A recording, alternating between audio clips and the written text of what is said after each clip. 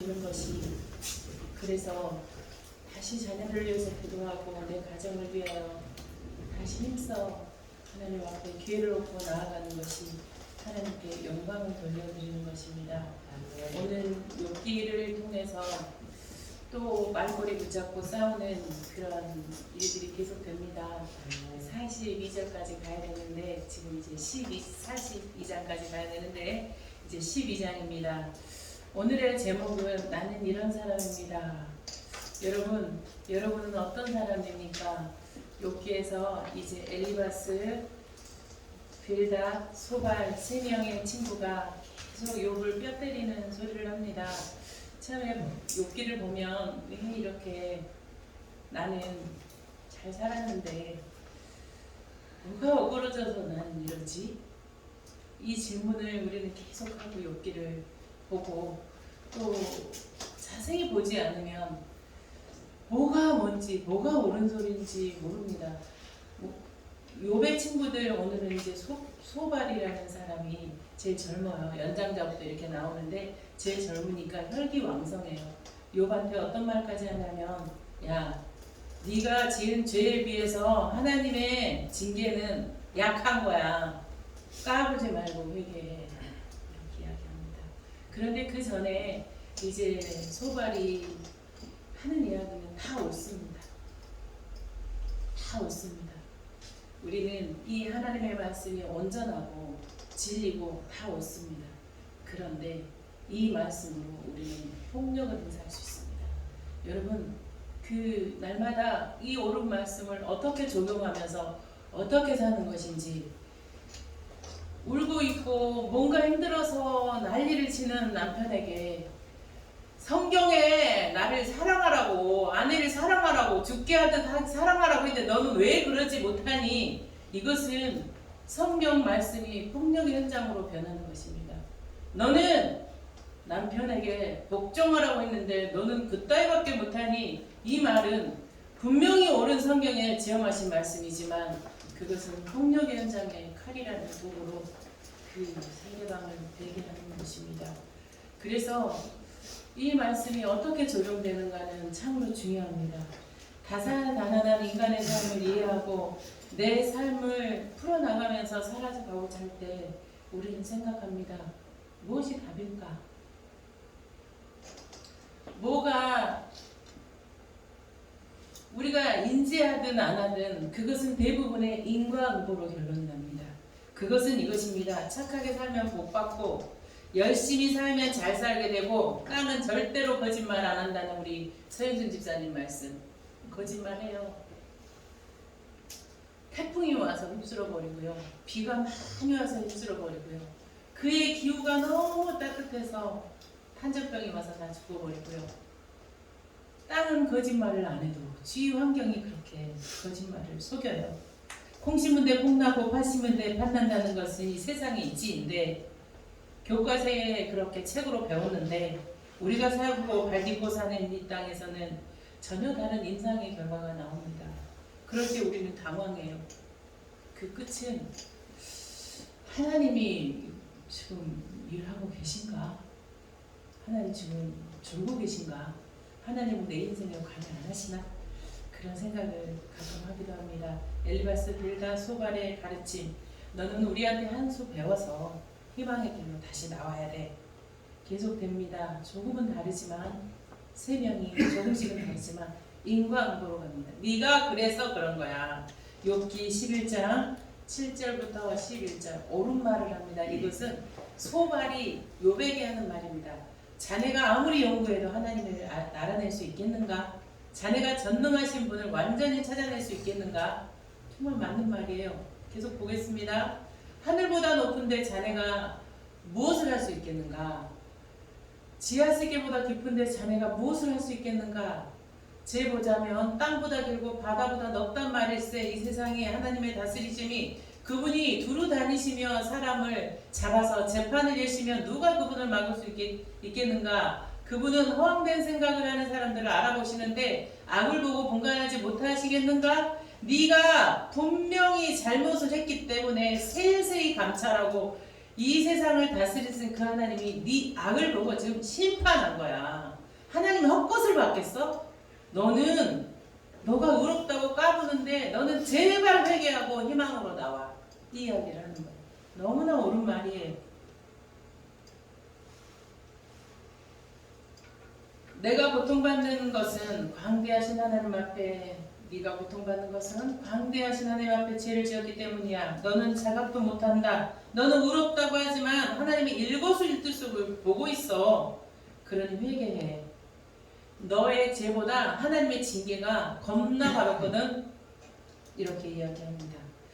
12장까지의 대화 속에서 계속 세 명의 친구들은 욥의 뼈를 때립니다. 아니야, 나는 그런 사람이 아니야. 또 하나님도 그런 분이 아닐 거야. 욥은 계속 이야기합니다. 지나가는 말이 나에게 수용되기 힘들고 나를 파괴하려고 할 때 우리는 이렇게 말합니다. 왜 나한테 설교하려고 그래? 그런 말 하죠. 여러분은 지금 설교를 듣고 있어요. 내가 듣고 싶은 것은 설교가 아니야. 이 말은 여러분이 사모하는 그 설교 말씀과 다른 뉘앙스로 우리는 이제 쓰기도 합니다. 우리도 그럴 때가 있습니다. 고통받는 사람은 사라져버리고 고통 가운데 내뱉는 불규칙한 말들만 남게 됩니다. 고통받는 사람이 있으면 그 고통 자체에 집중해야 하는데 고통 속에 있기 때문에 내뱉는 말들, 그것들로 우리는 꼬투리를 잡습니다. 말 그렇게밖에 못해? 말하는 그 태도가 뭐야? 그 내면에 있는 아픔을 우리는 볼 여유가 없어서, 내가 이렇게 힘든데 너는 왜 그거밖에 못해? 너 말투가 그게 뭐야? 하나님한테 그렇게 말해도 돼? 사랑도 긍휼도 사라져버리고 말꼬리와 언쟁만 남게 됩니다. 말꼬리 잡고 지당한 말을 하는 소발에게 욥은 선포합니다. 1절부터 5절까지 보겠습니다. 함께 읽겠습니다. 그러자 욥이 대답했습니다. 4절 1절부터 없어요. 제가 읽어드릴게요. 그러자 욥이 대답했습니다. 참으로 자네들만 사람이군요. 그러니 자네들이 죽으면 지혜도 죽겠군. 그러나 자네들과 마찬가지로 내게도 통찰력이 있다네. 내가 자네들보다 못하지 않다네. 그래, 이런 것들을 누가 모르겠는가. 하나님을 부르고 응답받던 내가 참 내 친구들에게 웃음거리가 되고 말았구나. 의롭고 정직한 내가 웃음거리가 됐구나. 이 말을 요약하면 이거예요. 나도 네 정도는 알아. 나도 교회 다니고 나도 1대1했고 내가 몰라서 그러는 줄 알아? 내가 하나님의 지혜를 다 전설인 것처럼 그렇게 얘기하지만 이 소바라, 이렇게 욥이 얘기하는 거예요. 하지만 하나님의 뜻을 다 하는 것처럼 말하는 너희가 더 실은 패역한 우리야.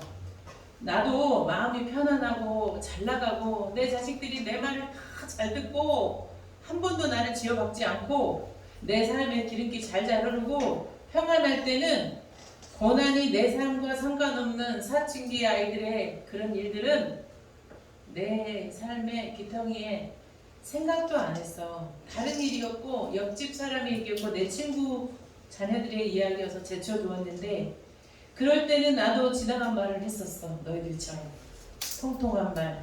내 발등에 고통이 떨어지니 이 말이 내 안에 작동이 안 되네. 이 말입니다. 착하게 살고 의롭게 살면 다 복 받을 거라고 하는 말에 이제 욥은 반론을 제기합니다. 너희가 하나님을 잘 안다고 생각하지. 6절을 보겠습니다. 6절 보겠습니다. 제가 읽겠습니다. 자, 인과응보로 너희들이 말을 했지. 그러면 이것은 어떻게 설명할래? 이렇게 얘기합니다. 강도들의 장막의 일이 잘 되고 하나님의 진노를 자아내는 자들이 무사한 것은 하나님께서 그들의 손에 풍성하게 주셨기 때문이네. 하지만 짐승들에게 물어보거나 자네들에게 가르쳐 줄 것이네. 공중의 새들에게 물어보거나 자네들에게 말아줄 테니. 이 말은 무슨 말이냐면 착하고 의롭게 살면 복을 주고 내가 지금 벌 받는 이유는 내가 회개하지 않고 죄를 지었기 때문에 너희들이 주장하는데 내가 보니 집에 평안히 머무는 강도도 있더라. 세상 사람들을 다 빼앗고 도둑질 했는데 그 사람들이 평안히 살면 이거 못 받은 거니? 하나님을 멸시하는데 하나님을 안 믿고 자기들 마음대로 사는데 평안한 자도 있더라. 그러면 그 강도도 그 하나님을 모르고 하나님께 삿대질하고 하나님을 멸시한 자들이 복받은 것이냐? 오늘의 평안이, 오늘의 부요가, 오늘의 권세가 그 사람의 복받은 징표니? 이렇게 물어보는 것이에요. 너희 말대로 죄인이 다 고난을 받는다고 치면 이거는 어떻게 설명을 할 거니? 이렇게 이제 욥은 소발에게 물어봅니다. 이전에 나도 너희들처럼 말했다. 그렇게 생각했다. 그런데 내 삶이 이렇게 되니 내가 안다고 하는 하나님이 너무 낯설다. 하나님은 사랑이고 하나님 한 번도 나를 실망시킨 적이 없고 언제나 공평한 은혜로 나를 지키셨네. 그 찬양을 내가 입이 안 띄어진다. 하나님의 사랑을 사모하는 자, 하나님의 평안을 바라보는 자, 너를 창조하신 그분, 나를 만드신 그분이 나를 얼마나 사랑하는지 그 사랑에 물음표가 된다. 내가 그렇다. 그런데 내가 그렇게 하나님을 알고 오랫동안 어릴 때부터 예배를 드리고 그렇게 수많은 찬양을 했는데 내가 이제 그 하나님을 안다는 것이 모르는 것 같다. 이렇게 이제 욥은 이야기하고 있습니다. 욥은 더욱더 강력하게 자신이 살아야 되는 의미를 계속 찾고 있습니다. 욥이 얼마나 힘들었을 때 하나님 그냥 죽여주세요. 정말 극심한 고통과 정말 생각하기도 싫은 일들을 경험한 사람들은 혹시 내가 기억을 잃어버려서 그런 생각을 안 했으면 너무 좋겠다. 그것이 전혀 가식으로 느껴지지 않을 그런 고백일 수도 있을 것입니다. 13장 4절에 이렇게 말합니다. 함께 읽겠습니다. 아니, 이거 아니고 이따가 해주세요. 13장 4절입니다. 13장 4절에는 이렇게 말합니다. 너희들 다 돌팔이야. 너희들은 헛된 의원이야. 이렇게 이야기를 합니다. 입을 다물어. 그 입 다물어.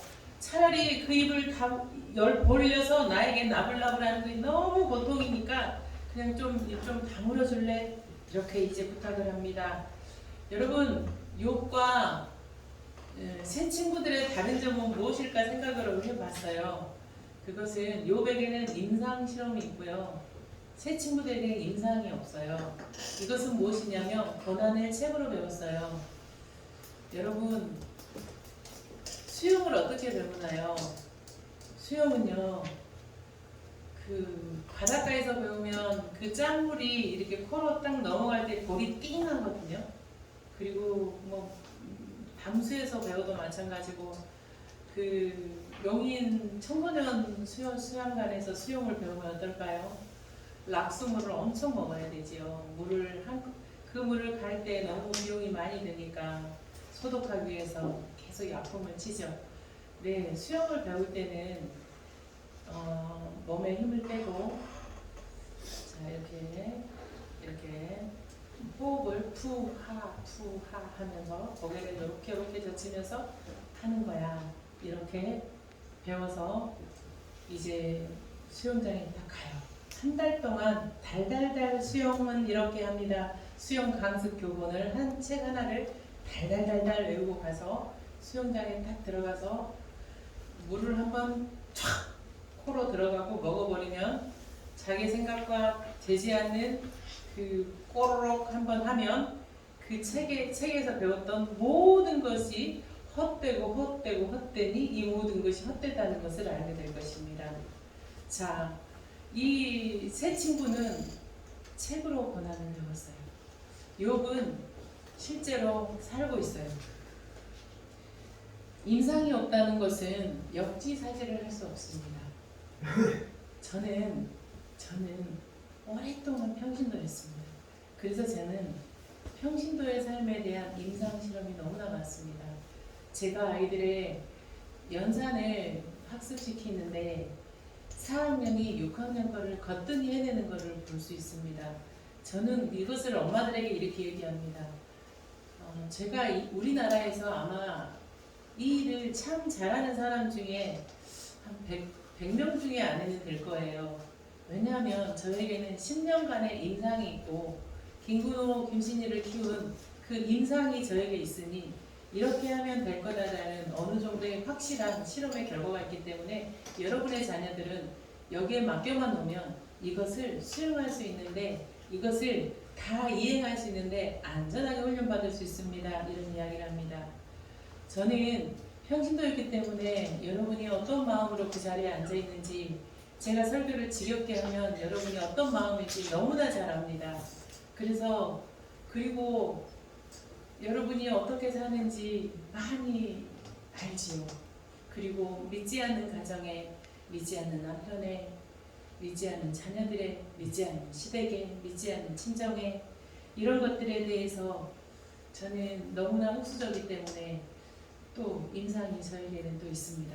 그것은 하나님께서 여러분의 입장에서 여러분을 섬기고 보살피라는 역지사지의 그런 섬김이 있어야 된다는 도구로 사용하시기 위함이라고 생각합니다.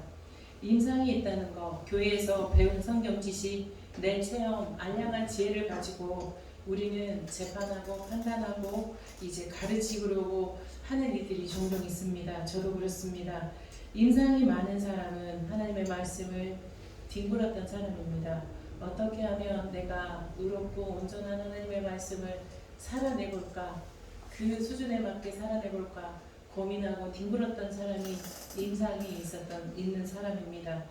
이제 심판보다 우리는 그 임상의 역지사지가 얼마나 큰 사랑인지, 함께 비 맞아주는 그것이 얼마나 큰 사랑인지 우리는 서로의 그런 나눔을 통해서 알게 되기도 합니다. 간절함보다 훨씬 중요한 것은 올바른 방향입니다. 우리는 간절함으로 누구에게 가서 빌 수 있고 절할 수 있고 부탁할 수 있습니다. 하지만 그 부탁을 들어줄 수 있는 대상이 정확해야 그 부탁은 효력이 있는 것입니다. 욥은 오늘 또 그 방향을 향해 발버둥 칩니다. 남의 탓을 하기보다 내 탓을 하기보다 하나님의 뜻을 쫓아서 이제 가는 것입니다. 너희들은 다 돌팔이다. 그리고 13장 23절 24절에 내가 뭔 죄를 그렇게 지었습니까? 한 말씀만 해주세요. 내 심장에 말뚝이 박혔습니다. 내가 하나님 원수입니까? 이렇게 이제 그 방향을 향해서 계속 묻습니다. 14장 13절에 하나님 저를 차라리 지옥 저 귀퉁이에다가 좀 숨겨놓고 잠시 좀 침묵해 주시면 안 되겠습니까? 저 좀 내버려 두십시오. 나는 벌받고 있는 게 아닙니다. 그 이상의 것이 있을 것이다. 그걸 모르니 나는 너무너무 답답하다. 한숨을 쉬고 죽고 싶다고도 했고 왜 이런 고난을 주시나요? 하나님은 대답이 없으십니다.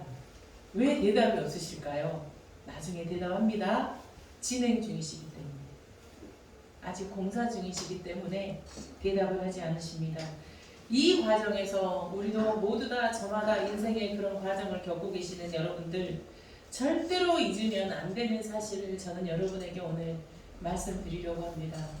나는 어떤 사람입니까? 입니다. 이미 여러분도 다 아는 이야기입니다.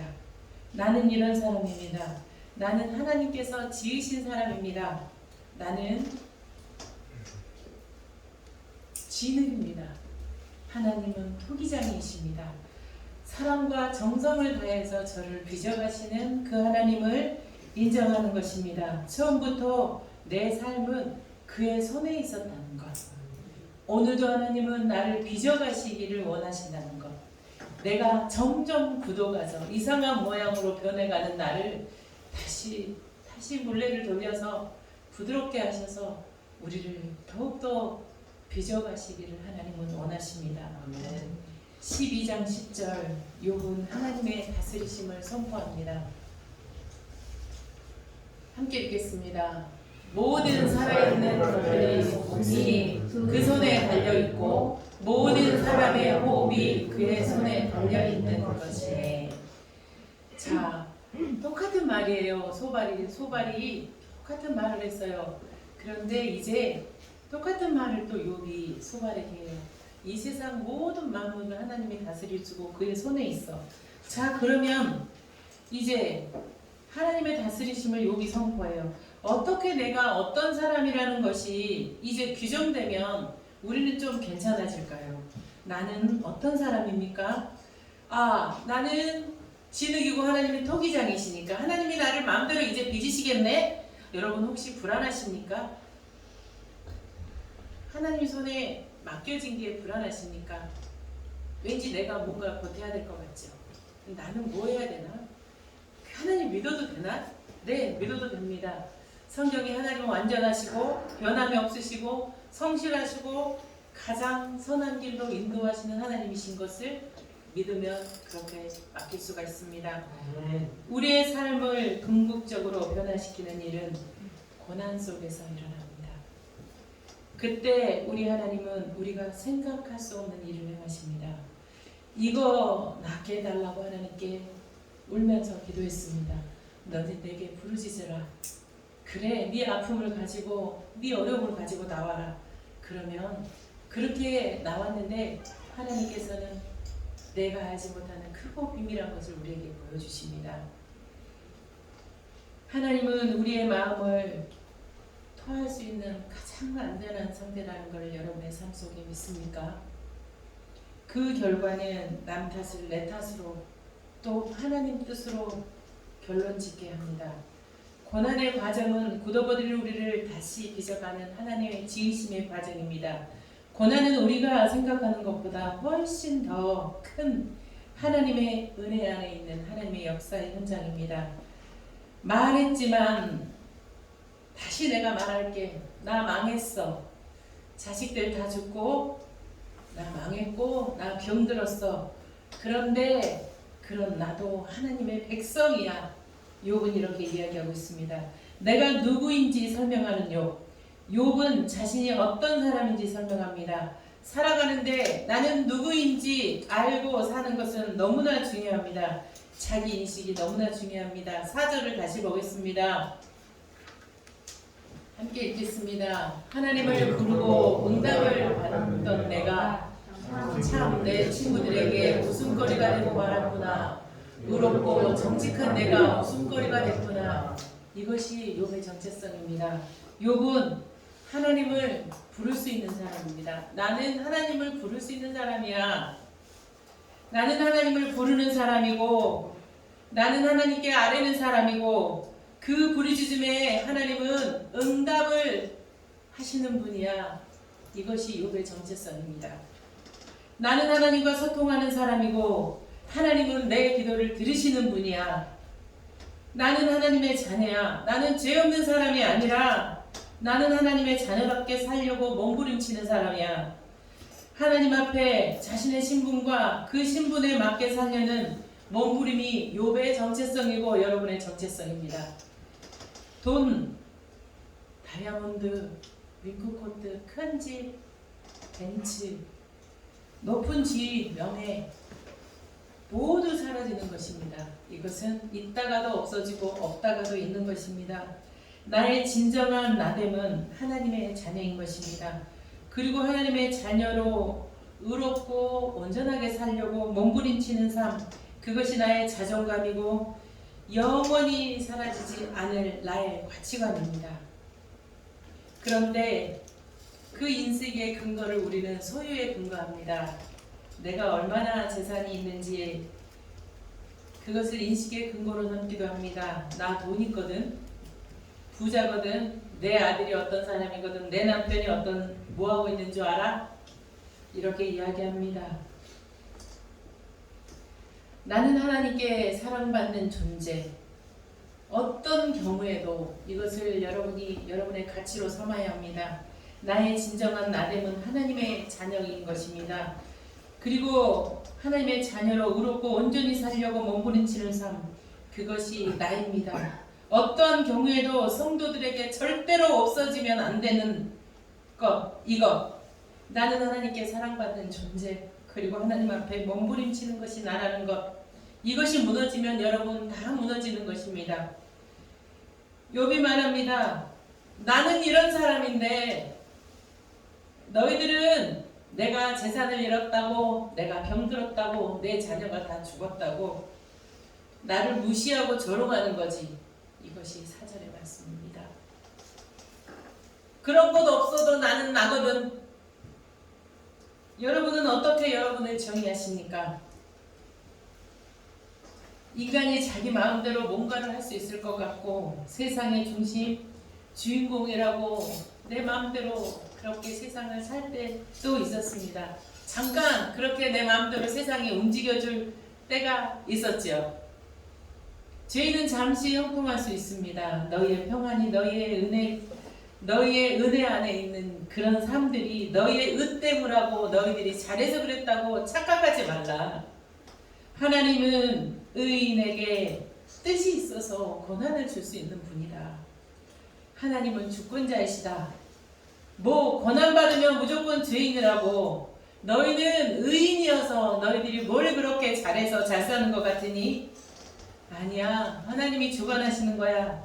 그렇게 생각하면서 사는 거야. 이렇게 욥이 지금 12장에서 이야기합니다. 말씀을 마치겠습니다. 많은 예배와 말씀, 여러분 찬양을 드리고 여러분이 수많은 설교를 들었습니다.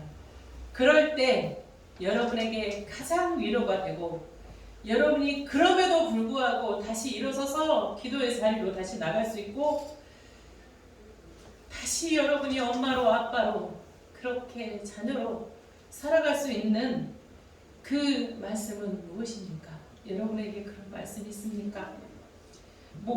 우리는 모든 믿는 자들의 수많은 문제와 염려들이, 그 염려들을 해결하는 한 가지 말씀이 있습니다. 그것은 이 말씀입니다. 여러분의 모든 염려와 해결되지 않는 그런 모든 고난을 해결될 수 있는 한 말씀. 하나님이 이 세상을 다스리신다. 하나님이 이 세상을 다스리신다. 교만한 자들이, 속이는 자들이 지네들 지혜로 하는 것 같으니 그것 또한 내 주권 아래 있는 것이다. 하나님이 내 삶을 다스리신다. 하나님이 내 자녀를 키우신다. 이것이 해결되지 않은 고난 가운데 유일하게 딛고 설 수 있는 가장 큰 하나님의 언약입니다. 교회를 하면서 2년 정도의 주일날 아침에 교회를 가기 싫었어요. 이 성도는 이래서 불안하고, 이 성도는 이래서 불안하고, 이 성도는 이 고난이 언제 끝날 줄 몰라서 그거를 내가 해결해 줄 수가 없어서 기도해도 안 낫는 그 아픔들을 바라보면서 그것에 눌려서 교회를 못 가겠다. 근데 정말 하나님께서 저에게 쿵 하는 마음을 주셨어요. 그 교회, 그 성도 주인은 나다. 내가 다스린다. 지금까지 그 다스림 가운데 제가 들어가지 않으면 저는 이 자리에 설 수가 없고, 여러분 또한 그 다스림 가운데 있지 않으면 그 어떤 삶도 소용돌이 안에 살 수밖에 없는 삶임을 저는 감히 말씀드립니다. 내가 통제할 수 없는 어렵고 힘든 상황을 만났을 때 우리가 희망을 가지게 되는 말씀은 하나님이 세상을 다스리신다. 이 상황에도 하나님 손안에 있다. 그 손안에 내가 있다. 이것을 믿고 받아들일 때만 우리는 빛으로 나아갈 수 있습니다. 결코 이 사실을 잊지 마십시오. 외적인 상황이 하나님과 나의 관계를 깰 수 없습니다. 내가 누군데? 나는 하나님께 기도하는 사람이고, 하나님은 내 기도를 들으시는 분이고, 나는 지금도 기도하는 사람이고, 온전해지려고 의로워지려고 십자가 붙들고 몸부림치고 있는데 하나님이 고난을 주셨다. 당장은 답답하고 시원하지 못해도 당장 내가 이 고난에 대해서 대답할 수 없지만 이유가 있을 것이다. 그러니 너희들은 왜 나 무시하니? 나는 이 이유가 있을 것이라는 이 하나님의 신실하심을 나는 믿고 서 있다. 욥은 견고한 믿음 위에 서 있습니다. 왔다 갔다 하는 것이 아닙니다. 끊임없이 나는 누구인지, 내가 어떤 사람인지, 그 하나님의 경륜 속에 내가 어떻게 서 있는지 계속 새 친구들한테 이야기하는 것입니다. 그러면 내가 할 일은 무엇입니까? 기도하는 것입니다. 지금까지 그래왔듯이 기도하는 것입니다. 여러분이 하나님의 자녀이고, 여러분이 하나님의 자녀이고 예배하는 자고 하나님의 사랑을 받는 자라는 것을 여러분이 삶 속에서 어떻게 증명하실 수 있습니까? 여러분이 기도하시면서 나는 부르짖고 하나님은 들으시고 응답하시고 크고 비밀하는 것을 보이시는 그 하나님을 여러분의 삶 속에서 기도하면서 체험할 수 없다면 여러분은 하나님의 자녀, 여러분은 하나님하고 아무 상관이 없습니다. 기도한다고 생각만 했지 정말 무릎 꿇었습니까? 욥기의 모든 기승전 기도, 우리의 정체성은 기도할 수 있다는 것입니다. 여러분 안에 하나님이 기도할 수 있는 앱을 깔아 놓으셨습니다. 실행하십시오. 누르십시오. 그리고 다시 얘기하십시오. 고난 중에 있는 자가 해야 할 일은 기도하는 것입니다. 의로움과 온전함으로 될 대로 되라 하지 않고 끝까지 버티는 것입니다. 될 대로 되라 포기하지 않는 것입니다. 끝까지 의로움을 붙드는 것입니다. 오늘도 하나님은 일하십니다. 우리의 상황이 사람들이 볼 때 여동하는 것 같고 문제도 많고 그래서 큰일 날 것 같고 오늘 당한 일이 답답하고 팔짝 뛰지만 하나님 끄떡도 하지 않으십니다. 하나님은 자녀가 상급이라고 했습니다. 여러분이 보는 곳으로 자녀들을 규정하지 마십시오. 하나님이 그렇게 하십니다. 끄떡도 안 하고 그렇게 하십니다. 여러분이 무릎을 꿇을 때 그런 하나님은 여러분을 통해서 일하십니다. 욥의 고백은 하나님 참 요란하고 복잡해요. 어떻게 해야 될지 모르겠어요. 머리가 새까매졌어요. 이러다 망하는 건 아닌지 하나님 무서워요. 그러나 욥이 이야기합니다. 나는 하나님이 이 세상을 다스리심을 믿습니다. 하나님을 바라보며 기도하겠습니다. 그리고 하나님의 온전함과 의로움을 지켜나가겠습니다. 이 고난을 통해 이 어려움을 통해 나는 아직 다 모르지만 놀랍고 크신 일을 이루실 하나님을 믿습니다. 여러분 이 고백으로 일주일간만 사십시오. 한 달은 자신이 없습니다. 일주일을 사십시오. 기도의 자리로 나아가십시오. 기도 안 했을 것입니다. 기도 안 했을 것입니다. 기도한 자들은 절대로 그렇게 하지 않습니다. 저를 보면 그렇습니다. 무릎을 꿇는 자는 절대로 그렇게 할 수 없습니다. 하나님이 살아계시기 때문입니다. 하나님이 통치하시고 다스리기 때문입니다. 그 통치 안으로, 그 주권 안으로, 그 영역 안으로 들어가십시오. 하나님의 나라로 들어가는 것입니다. 기도하겠습니다. 아버지 하나님 고맙고 감사합니다.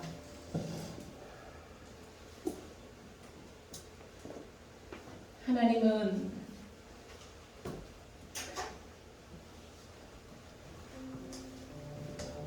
내가 불렀을 때 내 기도를 들으시는 분입니다. 나는 기도할 수 있는 사람입니다. 나는 하나님과 소통할 수 있는 사람입니다. 내가 망했다고, 오늘 실패했다고, 내가 건강을 잃었다고, 내가 오늘 말씀 앞에 부끄러웠다고, 그 누구도 나를 무시할 수 없습니다. 내가 하나님의 자녀이기 때문입니다. 이것이 나의 정체성입니다. 아버지 하나님, 오늘 또 한번 하나님께 구합니다. 내가 나에게 다시 한번 기회를 허락하게 하소서. 하나님, 다시 한번 하나님 앞에 나아가며 기도할 수 있는 그 기도의 자리로 다시 나아갈 수 있는 기회를 우리에게 허락하여 주십시오. 아버지 하나님, 그리하여 하나님의 선하심과 온전하심이 무엇인지 깨달아 알아 하나님의 선하심을 맛보아 깨달아 아는 능력이 있는 인생 되게 하여 주시옵소서. 하나님의 주권 안에 있는 것을 확인하는 인생들 되게 하여 주시옵소서. 예수 그리스도의 이름으로 기도합니다. 아멘. 다 함께 일어서서 은혜의 찬양 드리겠습니다.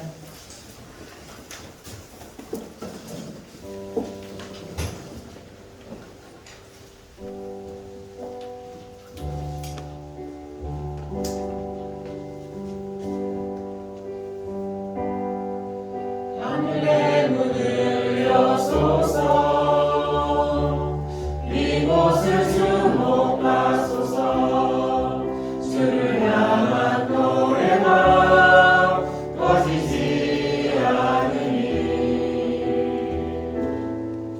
하늘을 열고 보소서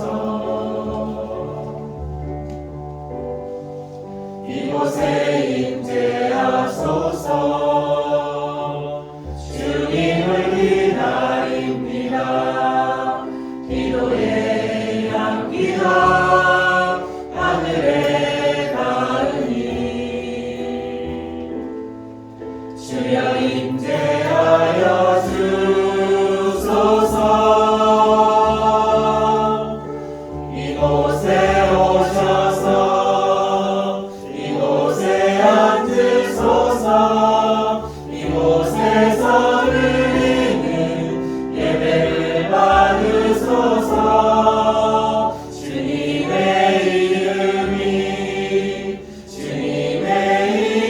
이름만이 오직 주의 이름만 이곳에 있습니다. 이곳에 오셔서 이곳에 앉으소서 이곳에서